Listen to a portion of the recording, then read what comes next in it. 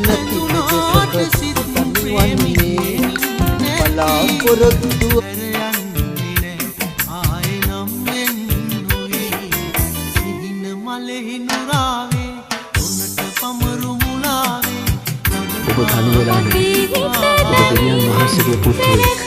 ඔබ ජේසුස් වහන්සේගේ වඳුරෙන්